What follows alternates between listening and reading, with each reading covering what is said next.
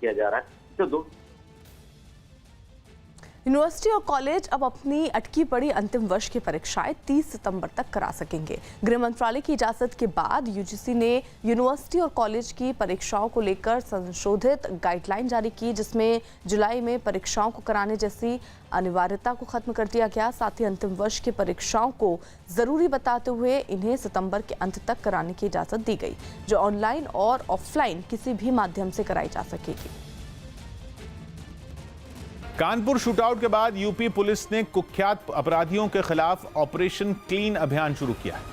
इस अभियान के तहत गौतम बुद्ध नगर जिला पुलिस ने कई अपराधियों के खिलाफ मोर्चा खोलकर इनकी करोड़ों की संपत्ति को जब्त करना शुरू कर दिया। और इसी की झलक जिले के बादलपुर में दिखी, जहां 14 मुकदमे झेल रहे एक आपराधिक गैंग चलाने के आरोपी की बसें जब्त कर थाने के अहाते में खड़ी कर दी गईं।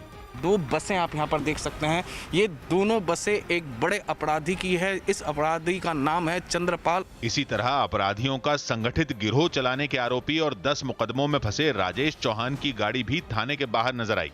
कुख्यात अपराधियों पर शिकंजा कसने के लिए यूपी पुलिस की कई टीमें इलाके में लगातार गश्त करती दिखी और ऐसी टीमों ने हत्या और रंगदारी के आरोपी अमित शर्मा और अरुण शर्मा जैसे आपराधिक गैंग चलाने वाले बदमाशों के प्लॉट कुर्क कर कार्रवाई के बोर्ड भी लगा डाले। अरुण शर्मा उर्फ सोनू शर्मा की ये प्रॉपर्टी है और इस प्रॉपर्टी को पूरी तरीके से जो है गौतम बुद्ध नगर जिला पुलिस ने जब्त कर लिया है। यही नहीं, इन कुख्यात सरगनाओं के सुराग और उनकी संपत्तियों की निशानदेही के लिए पुलिस के अफसर और जवान गांव-गांव घूमते नजर आए। पुलिस ने दावा किया कि अब तक कुछ अपराधियों की करोड़ों की संपत्ति जब्त की जा चुकी है और लगभग 11.5 करोड़ की इनकी संपत्तियां जो इन्होंने अपराध से अर्जित की हैं, उनको राज्य के हित में कुर्क करने के आदेश दिए गए हैं। कानपुर कांड के आरोपी और हिस्ट्री शीटर विकास दुबे की कई और नेताओं के साथ तस्वीरें वायरल हो रही हैं। इससे पहले उत्तर प्रदेश के कानून मंत्री ब्रजेश पाठक के साथ उसकी एक तस्वीर वायरल हुई थी, जिसके बाद विकास दुबे की कुछ और नेताओं के साथ तस्वीरें वायरल होने लगी। इन तस्वीरों में वो समाजवादी पार्टी की सरकार में मंत्री रहे शिव कुमार बेरिया, कांग्रेस नेता राजा रामपाल और बीजेपी सांसद अशोक रावत के साथ नजर आया। बताया गया कि विकास दुबे की राजा रामपाल और अशोक रावत के साथ की ये तस्वीर उस समय की है जब वो बीएसपी में थे। इन तस्वीरों के अलावा विकास दुबे का साल 2017 का एक वीडियो भी वायरल हुआ, जिसमें वो एक मामले में 2 बीजेपी विधायकों के उसके समर्थन में पैरवी करने की बात कहता नजर आया। दबाव जैसा नहीं, लेकिन अपना प्रयास किया था हमने, जो है अपने लोकल लीडर्स और उनसे है जो अपने हमारे यहाँ के प्रबुद्ध लोग हैं उनसे किया था मैंने। कौन कौन है? जैसे हमारे लोकल विधायक हैं, भगवती प्रसाद सागर जी हैं और अभिजीत शांगा जी हैं एमएलए।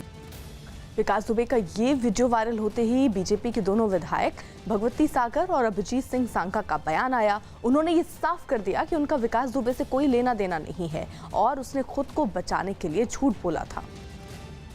ये सरकार का संरक्षण प्राप्त करने की कोशिश में भी रहता है। ये ऐसा आभा मंडल बनाता है, ऐसा वातावरण बनाता है जिससे समाज को ये महसूस हो कि ये बड़ा प्रभावशाली व्यक्ति है।